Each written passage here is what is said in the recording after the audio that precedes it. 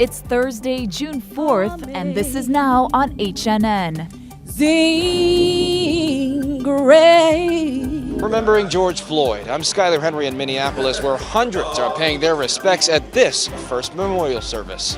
It's time for us to stand up in George's name and say, get your knee off our necks.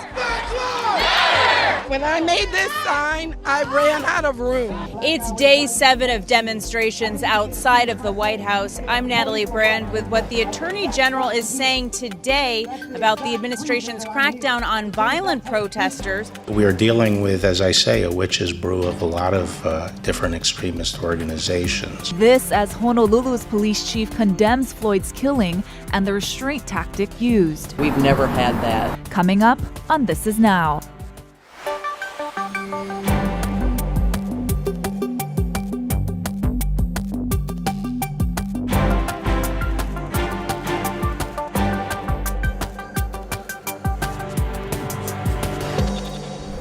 Good afternoon. The time is now 12:27. You're watching This Is Now on HNN. I'm Jonathan, your director-producer, alongside Ashley here. We're going to begin today with the latest from the memorial service for George Floyd. That's right. The service follows a night of mostly peaceful protests around the country after new charges were brought against the former police officers connected to his death. Skylar Henry reports from Minneapolis. Amazing grace. Minneapolis took its first step towards healing as family, friends, and civil rights leaders paid tribute to George Floyd. The Reverend Al Sharpton eulogized Floyd, whose life was tragically cut short last week at the hands of police. Family members shared touching memories about the father of two. All these people came to see my brother, and that's amazing to me that he touched so many people's hearts. When he would wrap his arms around you, you would just feel like, you were, everything could just go away. Family attorney Ben Crump hopes Floyd's death can lead to change. That pandemic of racism and discrimination that killed George Floyd. The service here at North Central University in downtown Minneapolis is just the first of several services honoring George Floyd's life and legacy. Floyd's death has touched off massive demonstrations nationwide and around the world, and has been a rallying cry for police reform from coast to coast. If nothing changes after this protest, if it just dies down and quiets down, another man is going to be killed just the same way. As mourners gathered at the site where he died, 3 of the 4 officers charged in connection with Floyd's death appeared in court for the first time. Floyd's family says the officers' arrests are only the first step towards justice, and that they will continue to call for their convictions. Skylar Henry, CBS News, Minneapolis. Here in the HNN Digital Center, we're constantly monitoring feeds to see what's trending out there and what's happening on social media. I wanted to show you this. It's Time Magazine's June 15th cover, so this is coming out soon. It's a special report on the protests surrounding the killing of George Floyd. The cover features a painting of a black mother holding a baby who appears to be cut out of the picture. The artist says the image represents the despair and loss of black mothers who have lost a child. Time Magazine said for the first time the iconic red border of their magazine cover includes people's names. 35 black men and women are on there. They represent only a fraction of the many more who have lost their lives to racist violence, many at the hands of police. That issue will be available on newsstands this Friday. So there's some other things we found on social media today. Ashley, what'd you see on Instagram? So Dwayne "The Rock" Johnson posted on Instagram pleading with the president to step up and extend a helping hand. Where are you? Where is our leader? Where are you? Where is our leader at this time?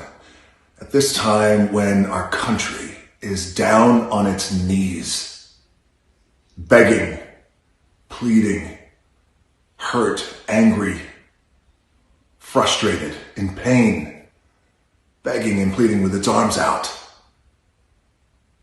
just wanting to be heard, begging and pleading and praying for change. Where are you? Where is our compassionate leader who's going to step up to our country, who's down on its knees and extend a hand and say, you stand up. stand up with me. Stand up with me, because I got you. I got you. I got you. I hear you. I'm listening to you. And you have my word that I'm going to do everything in my power and until my dying day, my last breath, to do everything I can to create the change that is needed to normalize equality, because Black lives matter. The Rock's post has more than 10 million views already. Now here at home, HPD's Chief Susan Ballard called the acts against Floyd criminal and disturbing. And those techniques, I have not seen that technique done or even in anybody's policy. I mean, for as long as I've been at HPD, which has been a while, we've never had that. Ballard added that HPD officers are taught to step in if a fellow officer is doing something they do not think is right. Meanwhile, President Trump is facing new criticism from an old friend over his call for using the military to handle violent protesters. Natalie Brand has the details from Washington, D.C. For 8 minutes and 46 seconds, lawmakers stood in silence or kneeled to honor the memory of George Floyd. People now understand what the struggle was all about. Congressman John Lewis and the Congressional Black Caucus are working on police reform laws in the wake of Mr. Floyd's death. The longtime civil rights leader said he has been moved to tears by protesters of all colors taking to the streets. When I made this sign, I ran out of room. Nikki Goodwin, one of the many demonstrators gathered near the White House this week, says this moment feels different. This was it. I don't know why. I don't know why Eric Garner wasn't the one. I don't know why Rodney King wasn't the one. But this was the one. While the demonstrations to call for change have remained largely peaceful, the administration is defending its move to surge security, saying violent opportunists have infiltrated some of the protests.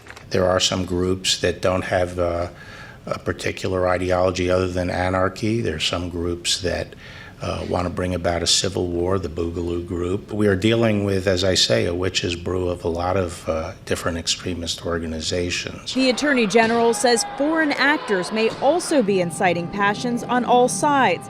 Meanwhile, the Justice Department is conducting its own parallel investigation into the death of George Floyd. George Floyd's death was not the first of its kind, and it exposes concerns that reach far beyond this particular case. Attorney General Barr says his department will conduct meetings with community leaders around the country in the coming weeks to ensure George Floyd's death was not in vain. Natalie Brand, CBS News, Washington. Breaking news, a judge just ruled there's enough evidence to try 3 suspects on murder charges in the fatal shooting of a black man in Georgia. A warning, the language in this next story may be offensive to some viewers. CBS News correspondent Laura Podesta has the story from New York. A special agent for the Georgia Bureau of Investigation testified that one of the defendants used a racial slur after the killing of Ahmaud Arbery in February. The shooting incident took place about here. Richard Dial laid out the case against father and son Greg and Travis McMichael and William Roddy Bryan, who are accused of chasing down Arbery in their neighborhood, repeatedly boxing him in with their pickup trucks. He described a conversation Bryan told him about when Travis McMichael allegedly said the N-word. Mr. Bryan said that after the shooting took place, before police arrival, while Mr. Arbery was on the ground, that he heard Travis McMichael make the statement. It was very hurtful for this family, and it was difficult for us to receive as well. Federal hate crime charges could be filed in the case. A special prosecutor was assigned after local prosecutors declined to press charges for months. Bryan captured part of the shooting on his cell phone. You hear a shot, then you see Travis McMichael moving backwards with Mr. Arbery. Obviously, they were engaged in a physical confrontation at this point.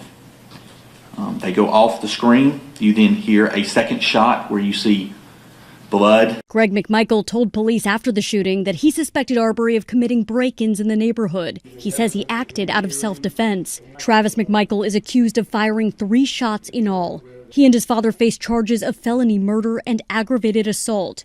Bryan is charged with felony murder and illegally using a vehicle to try and confine and detain Arbery. Laura Podesta, CBS News.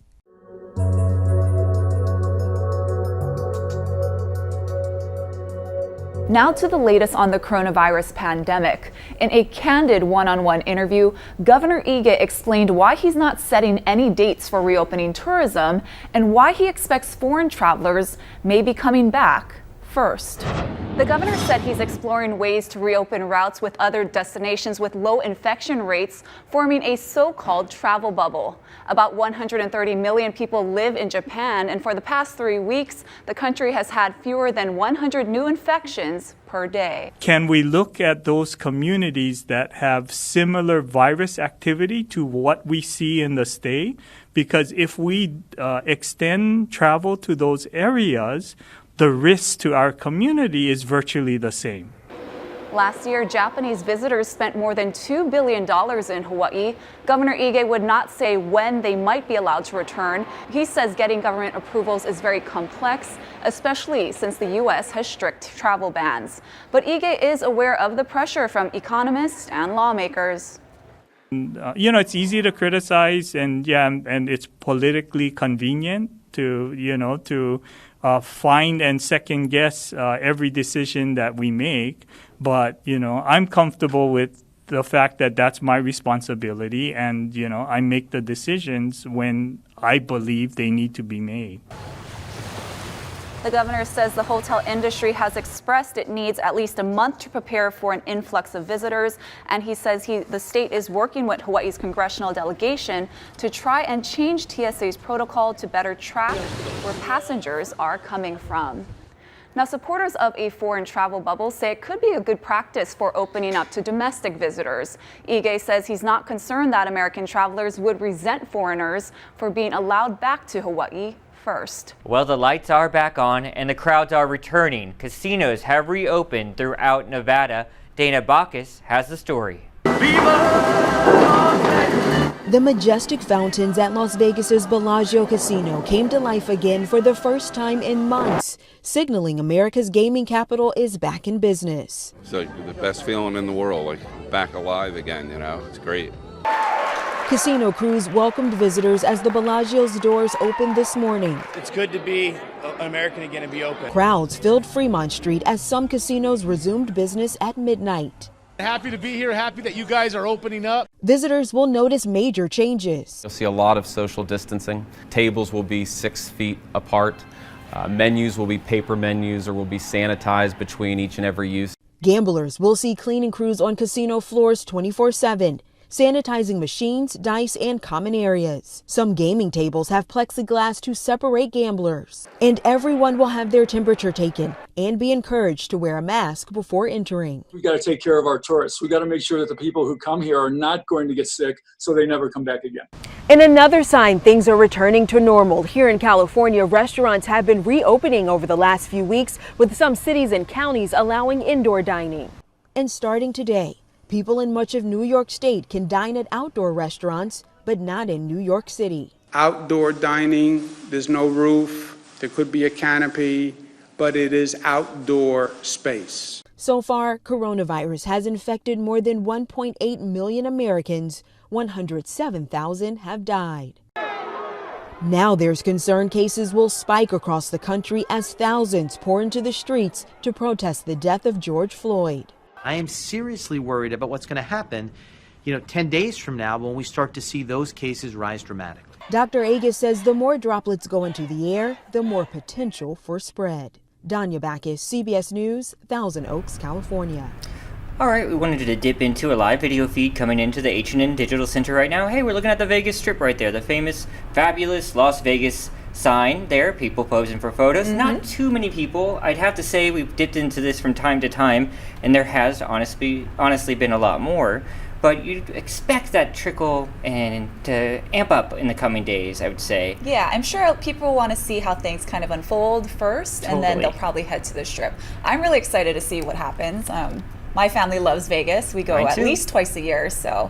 Yeah, with those new procedures. Last week we were talking about what they were doing, the way they're spacing out slot machines, the way they're handling tables. You have to sanitize your hands in between deals. All that sort of thing is going to be a little different. And of course, my favorite thing is going to be missing for a while. The buffet. Oh, I know. Right? That's gonna be really weird. I know. And I'm a big craps player, so we'll see how it I is love on roulette. the table. Roulette's my favorite. Roulette's. All right, let's switch gears just a little bit because you have some breaking news and numbers from the Department of Health real quick. That's right. Health officials here are reporting just 2 new COVID-19 cases today, bringing the statewide total to 655. Meanwhile, did you notice this on your electric bill yet? Have you looked at yours yet? I don't really look at mine. Oh. Well, you do the auto pay. Maybe that's what I should do, so I didn't see it. But mine was a huge jump. I'm talking like $100 more, and that was the case for this viewer who sent their bill into the H&N team. And so we did some asking, and the HECO says that for the month of March and late April, residential meter readings weren't done. That's because of the pandemic. So they just estimated our bills. Now residential bills are being recalibrated to reflect the true usage, and that's why we're seeing that spike, folks. Not good. So the spike is your actual usage? Yes. Oh. So that's why, look at it. It's a huge spike there on his or her bill there. And well, a lot of people are probably at home more, using more energy. That's what they said. The stay-at-home order definitely forced people at home using more energy. Yes. Those big screens, computers, the AC. It's getting much hotter out there this week especially. All right, moving on now. We're talking about a big investigation that H&N conducted yesterday. That's right. A Hawaii News Now investigation reveals many of the medical cannabis vape pens, the cartridges being sold at Oahu dispensaries, would be banned in other states. Now patients are reporting symptoms some doctors believe are directly linked to dangerous levels of chemicals. Now, our investigative reporter, Allison Blair, has been working on this story since the start of the year, so some of the interviews you may see were done before social distancing measures went into effect. A sore throat. A strange taste. At least a third of my patients are coming to me with concerns about the cartridges. Not the ones bought on the black market. These vape pen refills are being purchased with a prescription at Hawaii's state-regulated marijuana shops. Dr. Clifton Otto says they're at the center of dozens of patient complaints. Not all of them experience the burning, but a majority of them do. Otto is one of 2 board-certified cannabis physicians in the state. And for the past 2 years, he's repeatedly asked the Department of Health to investigate what chemicals dispensaries are using to make their liquid THC. Sometimes I get responses that we received your email, that we're going to look into it. Sometimes I receive nothing back at all. With no real answers, he brought his concerns to Hawaii News Now. We soon discovered he wasn't the only one worried about patient safety. Are you worried about retaliation? Absolutely not. Absolutely. I'm a civil servant. I'm so comfortable because everything I'm telling you is the truth. It's the God's honest truth. That's Peter Oshiro. I work for the Department of Health, and this piece is not approved nor is it sanctioned. He's been with DOH more than 3 decades and currently heads up the food safety branch. He says he was first brought in to help regulate the dispensaries in 2016. We'll get back to that in a minute. First, we wanted to see for ourselves exactly what's in these cartridges. So we accompanied a cannabis card holder who randomly purchased 9 samples from all 3 dispensaries on Oahu. We bought the most at Aloha Green because it had far more in stock. There we go. Then we had the cartridges blind tested at a state-certified lab to find out what chemicals the cannabis oil contained. Results confirmed nearly half had ethanol levels exceeding 5,000 parts per million. Concentration so high the cartridges would be illegal in states like California, Colorado, and Washington for failing to meet safety standards. Cure Oahu was the only dispensary to have all tests meet those safety standards. Meantime, this one from Noah Botanicals contained 10 times the ethanol allowed in Colorado. Here in Hawaii, the state doesn't require dispensaries to test for ethanol at all. So what is it and its possible health effects?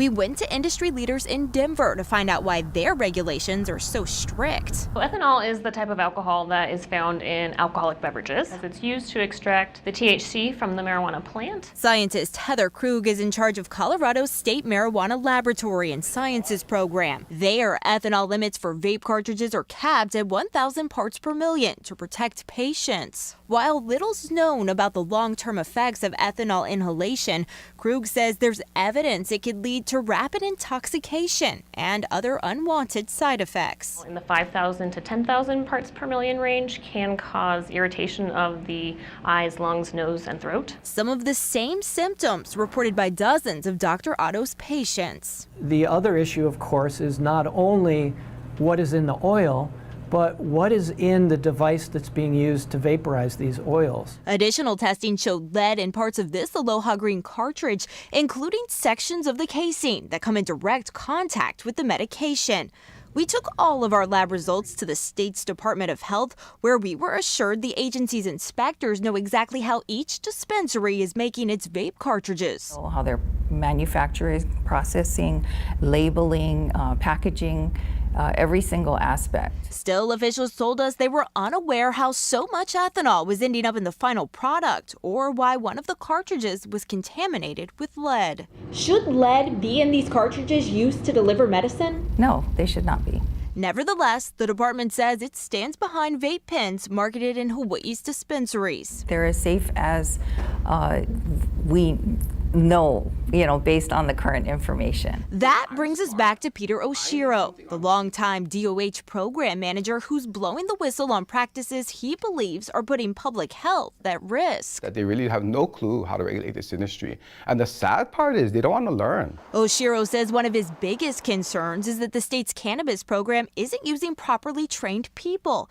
It's been an ongoing problem he says got worse last year when the state reestablished its Food and Drug branch and tasked it with overseeing the dispensaries. In an email 6 months ago, Director of Health Bruce Anderson acknowledges, quote, they are short-staffed and the staff that are there need more training. They would certainly agree. However, I believe it's time for them to step up. When we don't even inspect facilities with people that are qualified to inspect a donut shop, frightening. Meantime, it seems there's an interdepartmental dispute over some of the rules, like whether it's okay for dispensaries to reprocess marijuana contaminated with mold and yeast. The Department of Health told us it's not prohibited as long as the final product meets its safety standards. But at the same time, lawmakers at the state capitol are debating a bill that would approve of the practice Oshiro says has been going on for years. They clearly don't have any studies about the long-term effects of mold and yeast colonies that were destroyed, but all the byproducts, all the dead cells, everything else that's left behind is now going to be allowed to be concentrated, put into a vape pen, and inhaled into people's lungs. We showed him the lab results from our ethanol testing. Yeah, it's kind of like another wow. And what's kind of disconcerting about the results that you showed me is the spikiness of it. It seems to be very uncontrolled. You can remediate ethanol out of these products. You can tell them, hey. Right. If there was evidence that it was a major public health emergency and we were having people showing up with symptoms and illness, then absolutely we could implement emergency rules. That hasn't been happening. A statement Dr. Otto strongly disputes, providing us proof the state's been aware of patient complaints for at least 9 months. I see patients almost every day when I'm doing certifications. Patients who have stopped using these cartridges. These cartridges are not safe. They're not safe to be used as medicine. We reached out to all of the dispensaries involved in our investigation, and to be clear, they are all in compliance with guidelines laid out by the Department of Health. The CEO of NOAA Botanicals had this to say about its ethanol test results, telling us their products are safe and that they will continue to abide by the rules set forth by DOH.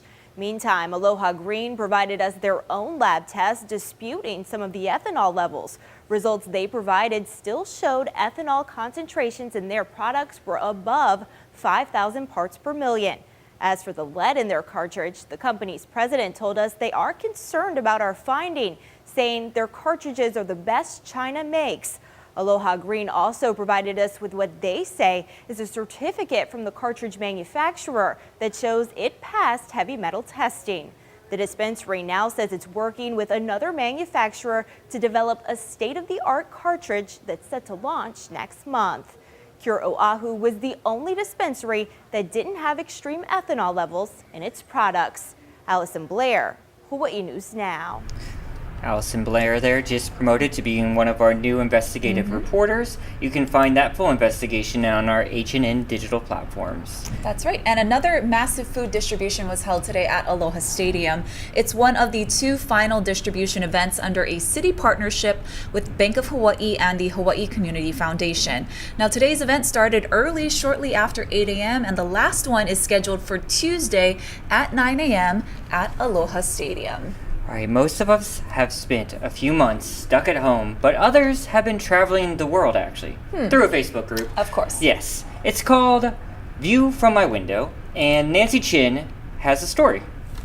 Amid a global shutdown, these windows to the world were flung open, taking members of the popular Facebook group View from My Window on a journey through photos. I have a canal just on the left, and this is Amsterdam. It's the creation of Barbara Durieux, a Belgian graphic designer living in Amsterdam. She started the group back in March, and its popularity skyrocketed to more than 2 million members. She says she's received hundreds of thousands of photos from 160 countries. By the time we were approving one post, one photo, 10 photos arrived at the same time. It's oh, wow, wow, wow, wow, wow. Some of the images are breathtaking, others more mundane. Josh Bancroft Wilson lives on a quiet street in Reading, England. So I thought, oh, I'll post mine as well because mine's just rubbish in comparison. I thought I'd be funny. And then loads of people started saying like, oh, I'm actually glad that not everyone's got an amazing view. Retired teacher Carolyn Nolan of Indiana says the group has given her wanderlust. Oh, it's made a real bucket list for me. And she looks forward to the photos each day. I think it's great to be able to see what other people are doing around the world, how things are really going, what a small world we live in, actually. The public page isn't accepting new submissions or members, but Durieux is still sifting through the backlog and posting new photos. It's the reality of the world, and the world is made with all of this kind of view. Bringing these views from all around the world into focus without even leaving home. Nancy Chen, CBS News, New York. Awesome. I love the animal ones. Yeah, but something was missing there. There was nothing from the Aloha State as far as I saw. I'm sure what would your view be if people were from to my see window, it would be facing Eva, you see a lot of the Camp School campus, actually, from my view. You? Cool. Same view. No cool Good animals in my... view. No moose, no cow. I wish. That's a cute idea. Yeah. Well, heads up, sports fans. The NBA's return is coming, but you'll only see 22 of the 30 teams playing. And the league is working on an agreement with Disney to use the Walt Disney World Resort near Orlando, Florida as a single site for all games, practices, and housing. That's because of travel concerns with the pandemic. Now, the league's board of governors approved the plan today, but 3/4 of NBA teams must ratify the proposal. The restart would tentatively begin July 31st, with finals ending no later than October 12th. Then the 2020-2021 season will begin on December 1st. It's for like a one-stop shopping for all the sporting events there. It's going to be like the Olympics. And one site for everyone. Yeah, we'll see how that pans out. You guys, that's going to do it for This Is Now today. We got a lot happening here this afternoon. Mayor Caldwell has a press briefing that's going to take place at 1:30. We're going to bring it to you on our H&N digital platforms. We'll also have an update on how the zoo is planning to reopen. That's coming up on our evening newscast. You guys, stay safe, everyone. We'll see you back here tomorrow for TGIF.